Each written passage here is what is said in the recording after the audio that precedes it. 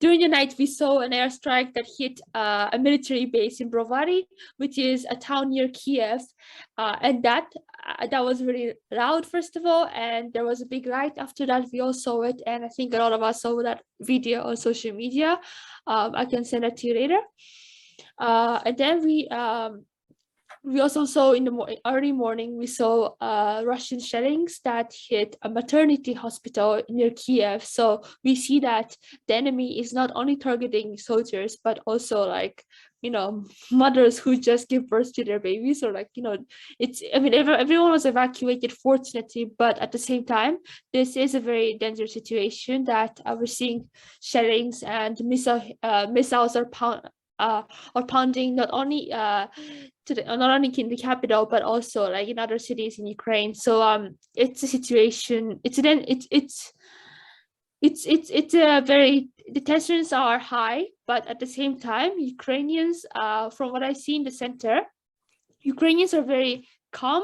I mean, they are obviously like worried about what's going to happen to their country, what's going to happen to their future, and whether the Ukrainian military will be able to defend their country as well. And but at the same time, they know that panicking wouldn't help. So they are doing their best to stay calm, to think rationally what they can do right now to help the nation, so that together they can stay united and fend off Russian aggression. What's it like in Kyiv right now? Like I saw some photos that you tweeted about going to the grocery store. So what's daily life kind of been like since this all started to happen? I've seen your tweets, lots of air raids, lots of sirens. So what's daily life just been like, being in the capital there? So last night, so the nights before so the 2 nights ago, on a Saturday night, I heard lots of explosions, lots of gunshots around the apartment that I was in.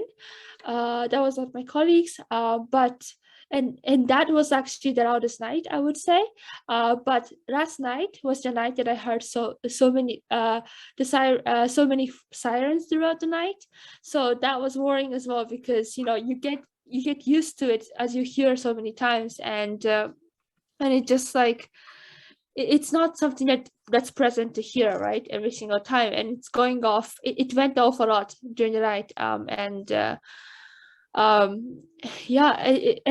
I didn't hear as many explosions as I heard in the previous nights last night, or I didn't hear any gunshots either. But but I know that several, like, for example, what we saw here in a maternity hospital, or the city of Kharkiv, which is the second biggest city in Ukraine, with a population of 1.5 million people.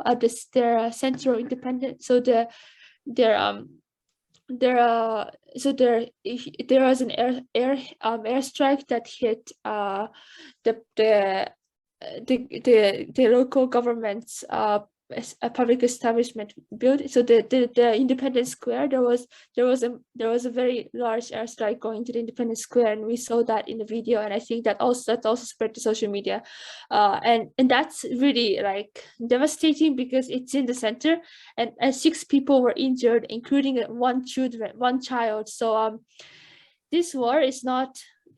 So the Russian soldiers are not only targeting Ukrainian soldiers, but also Ukrainian civilians, including children. And that's what makes this war already even more dangerous than it already is.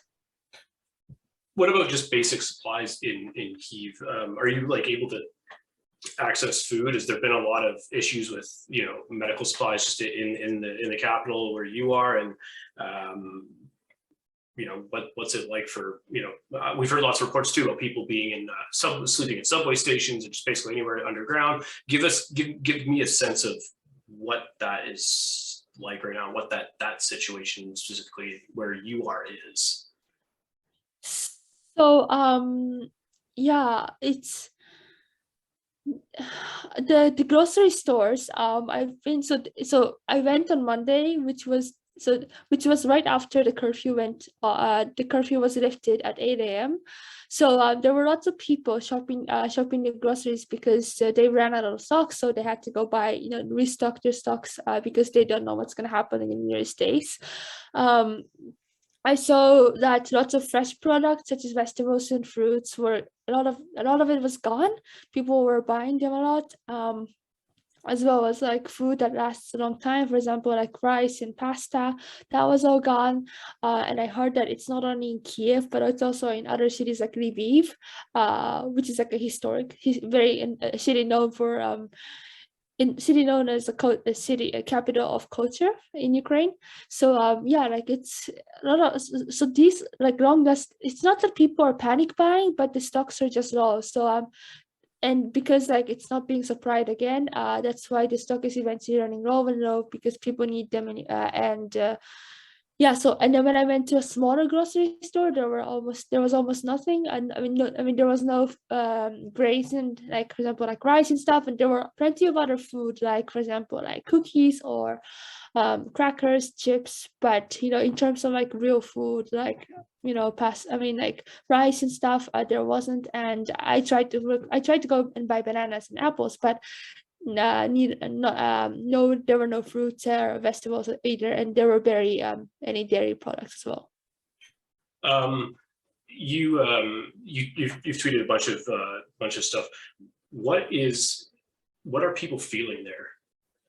It seemed like on the first day that the invasion started, people, at least from what we saw in Western media anyway, that it didn't seem like there was a lot of concern that it would come to the capital, but obviously that's definitely changed in the last few days. What is the sense and the feeling of people there? So the tensions are high, and we are all worried for what's going to happen because Russian tanks are approaching. There are 40-mile column, right? So it is serious. The situation is, it's going to be difficult days, if not, or like weeks. We don't know how long it will last, but Russia has already invaded Ukraine in 2014. Over 13,000 people have already died in Donbas region. So Ukrainians have already been under distress for all these years, and now the situation is even more serious. It's more detrimental, and people are doing their best to stay calm and to stay, because even if they panic, it doesn't really help them at the end, right? They understand this because many of them are also born after, many of them were also born before the collapse of the Soviet Union, so they know what it was like then. So many of them have went through difficulties in life in such situations, or also like many of them also went through Euromaidan. So people have people know how to people like it's unfortunate, but also like fortunate that people know how to deal with big stress, and they are ready to they become strong. So the connection between Ukrainians become even more united every time there's a difficulty like this, because they encourage each other. They try to lift each other up because they know that together they can make a change, and together they can prevail. You mentioned a little earlier that you're actually planning on leaving. What is it like for somebody right now that's trying to get out of the capital? I've heard it's incredibly difficult, if not almost impossible, to get out. So maybe just talk to us or talk to me about the what it's like for somebody trying to get out of the capital or even out of the country. So it's difficult because the border is also difficult. I personally know people who are trying to get out of the border, trying to get through the border and trying to get across the border, and it's been difficult for them. They've been waiting for hours, and they've seen like families say goodbye to each other because one was allowed in and the other one wasn't. So that's heartbreaking as well. I was looking at tickets to leave to another city in Ukraine, into the western part of Ukraine.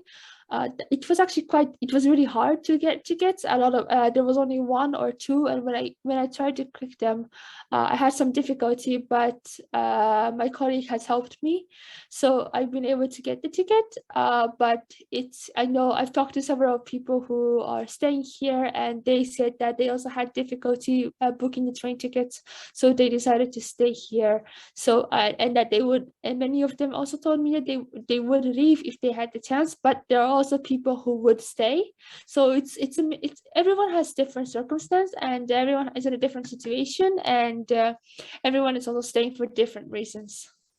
My last question for you is, how are you feeling, and how are you doing in all of this? I mean, I can't imagine.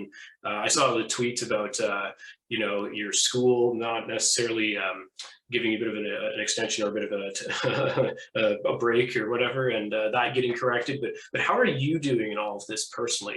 I mean, I can't imagine what that must be like to have to not only work but to cover an event where people around you are not doing well. So what are you feeling? So I mean, every day I see Ukrainians. I see people are going, like when I see people going off their daily life strong. Like I went outside the other day and I saw Ukrainians, like just one of the men were singing like, "Oh, we will be fine, we will be fine," and trying to encourage others around them, and the others were also like laughing and just staying strong together. So when I see that, even in these difficult circumstances, they're trying to stay positive, that makes me feel like, it's important. That reminds me that it's really important to stay stay optimistic and just to believe, and I also do believe that Ukraine will prevail and Ukraine will get through this, but I know that it is difficult, and what we need to do right now is stay together and stay united to fend off Russian aggression. And Ukraine has been my home for over 12 years. I've grown up here. I have so many memories here. I've lived most of, like, if this is Ukraine has been, like, I've lived the most years of my life in Ukraine. So I have a strong connection here, and I don't want, it's been very difficult for me to see more and more Ukrainians being killed by Russian forces and Russian aggression. And I really hope that the war will be over soon. But at the same time, I see that the peace talks between Russia and Ukraine, it started, but I mean and they're having another one in the next couple of days, but it's difficult. And I don't think that it's so easy to solve. I mean, the war has been going on for 8 years, so it's not something that you can just solve easily, right? It's going to take a while, and it also depends a lot, if not everything, depends upon one man in the world, and that is Russian dictator Vladimir Putin. Has your family been able to leave the country, or is your family somewhere safe, or your friends somewhere safe, or or are you guys sort of all in the same boat in that you're in the capital and you're trying to find a way home or somewhere safe? So my family has been evacuated in the beginning of February because of the company orders, and this has been good for me because I don't have to, like, it's difficult to worry about your family as well, right? In a difficult situation like this, because I'm covering the war 24/7, so it's difficult to do both at the same time and also worry about university. So I'm very I feel good that my family is in a safe place. So they're in safety. So I'm just focusing on my work and focusing on what I can do to help Ukraine, because Ukraine has been Ukraine has been my home for 12 years, and Ukrainian people have made me feel at home here, and I want to give back to Ukraine. And I think that I can give back to Ukraine by reporting what's going on here and telling the world, showing the world what Russia is doing to Ukraine. And we at the Kyiv Independent are doing our best to record every single hostility that Russia has caused and Russia is, launching against Ukrainians, because all of them are inhuman and targeting civilians, and that is a crime. These people are criminals, so we need to make sure that these are documented and recorded, and we need to make sure that the world is witnessing this. Anything else you want to mention before we go here? I've seen the support from the Western countries, and I've seen all the protests around the world, and that really encourages us as well, because we see that the world is with us. We also see Western leaders implementing more harsher sanctions against Russia, which is a good step. We need more sanctions. For example, we need we need to eject Russia from SWIFT. we need to eject all Russian banks from the SWIFT international payment order system. We need to make sure that Russia hurts economically, and we need to make sure that Russia understands that this war is their loss, because they're killing their the world is working together to kill the country's economy, and we need to make sure that we're isolating Russia as much as possible from the world, and that includes step in the UN to kick Russia off the Security Council.